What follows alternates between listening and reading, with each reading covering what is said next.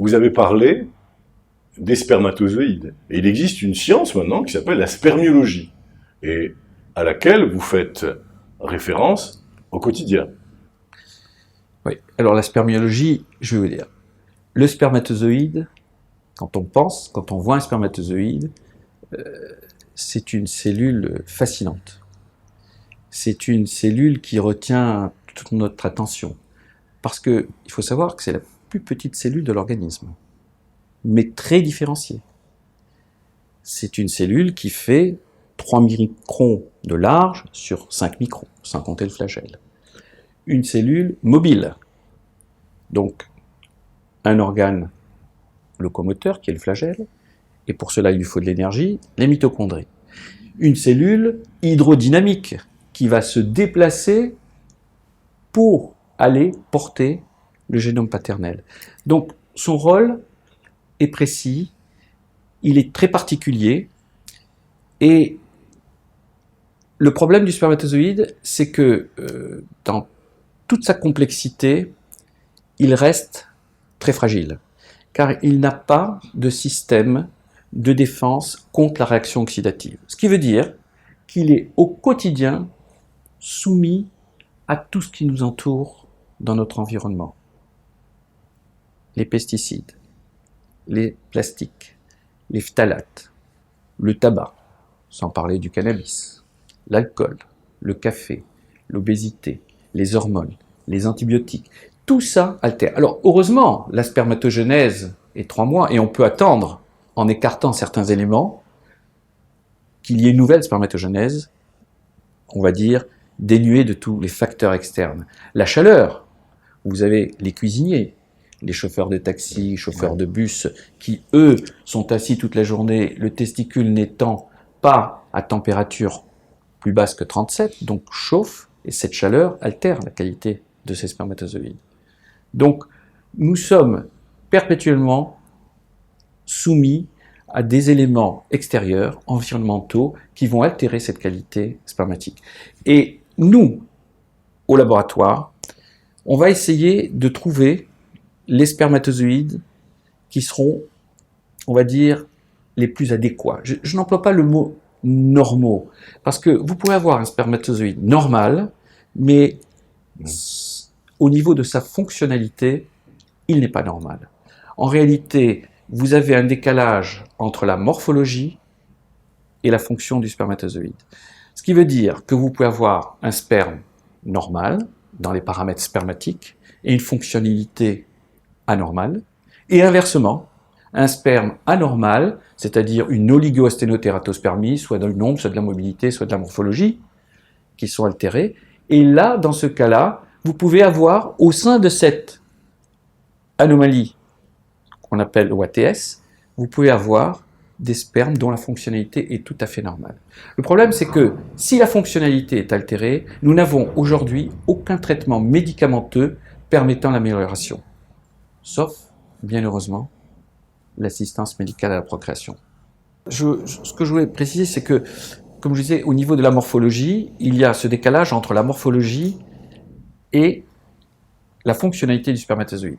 Ce qui veut dire, ce qui nous intéresse, c'est d'explorer l'intérieur du spermatozoïde, le DNA du spermatozoïde, qui lui peut être altéré. Alors, on a plusieurs tests.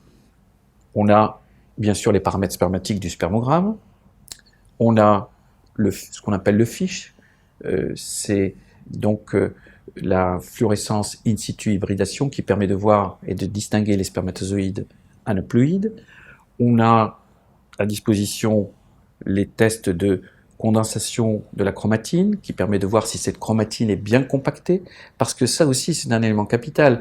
Si cette chromatine est lâche, distendue, le spermatozoïde sera encore plus soumis aux agents extérieurs.